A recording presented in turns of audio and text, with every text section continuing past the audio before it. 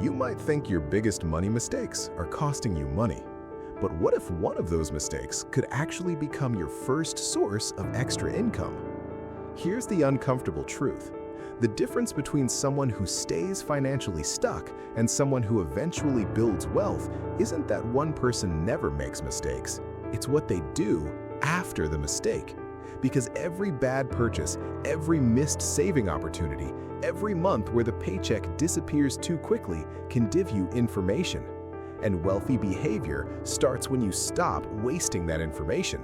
So let's look at 6 powerful habits that can turn financial mistakes into systems that actually make you richer. And number 1 is the one that can change the entire direction of your money. Let's start with a mistake almost everyone recognizes. You check your bank account and wonder, where did all my money go?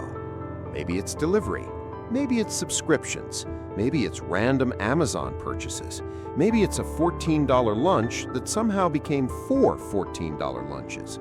The mistake isn't spending money. The mistake is making the same decision over and over without learning from it.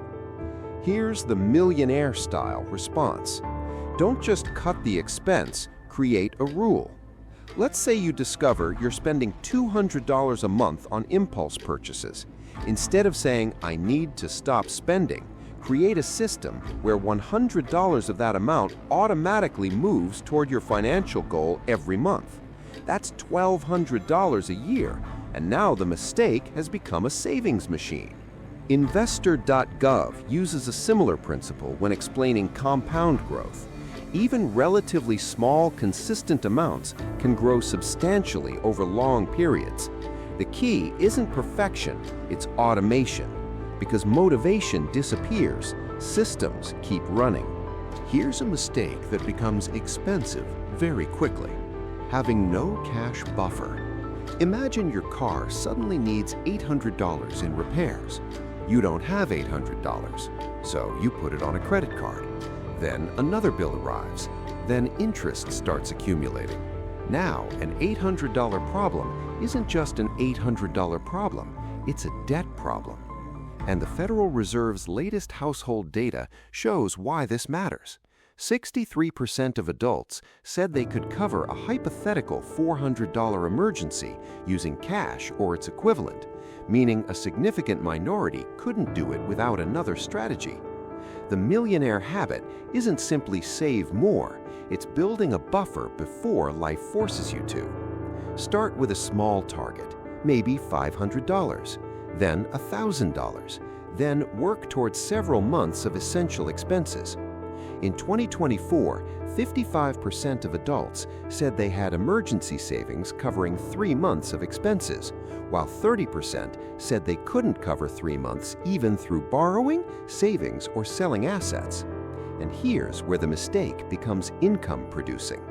Once your emergency fund is stable, you can stop treating every unexpected expense like a financial crisis.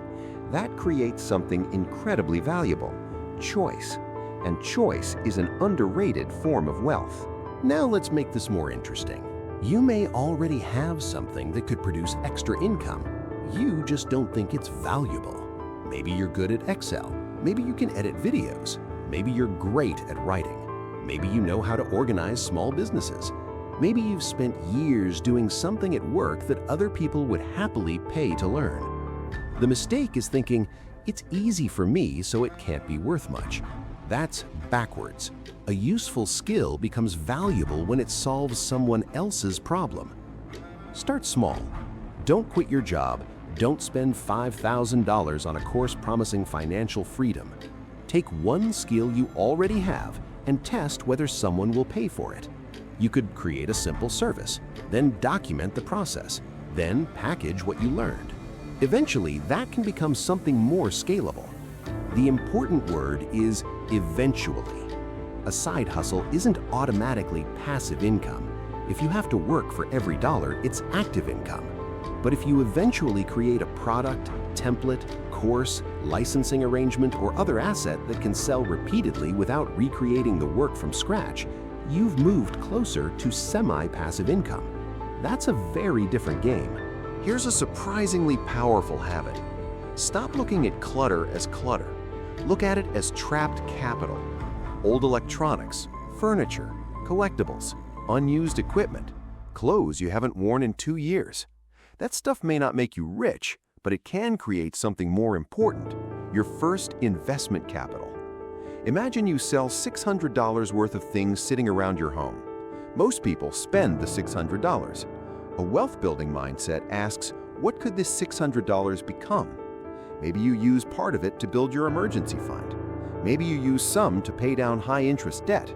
Maybe you invest a portion for the long term. The point isn't that $600 magically becomes $60,000. It doesn't. The point is learning to redirect money instead of immediately consuming it. Investor.gov emphasizes that regular contributions and time are central to compound growth, while also warning that investments fluctuate and don't have guaranteed returns. So your old mistake becomes your first pile of capital. That's a psychological shift. You stop thinking, I need more money, and start thinking, how can I make the money I already have more useful?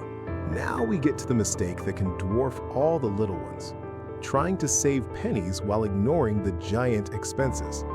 Americans spent an average of $78,535 per household in 2024. Housing averaged about $26,266. Transportation averaged about $13,318. Together, those two categories represented more than half of average household spending. Think about that. If you're spending hours hunting for a $5 coupon while your car payment, rent, or mortgage is eating thousands of dollars every month, you're optimizing the wrong thing. The millionaire habit is looking for leverage. Could you refinance when appropriate? Move to a less expensive place?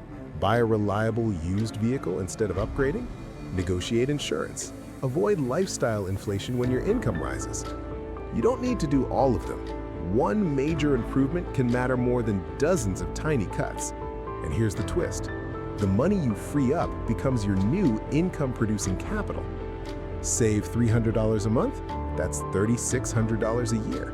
Free up $500? That's $6,000 a year. The mistake wasn't the expensive decision you made 5 years ago. The real mistake would be refusing to change it because you've already gotten used to it. And this is the biggest one, because there's a moment in your life when you have a chance to quietly change your financial future. It's called a raise. Let's say you earn $70,000. You get a $5,000 raise. Most people immediately absorb the extra money. A nicer apartment, more restaurants, a better car, more subscriptions. A few months later, the raise doesn't feel like a raise anymore. It's just your new normal. The wealth-building habit is different.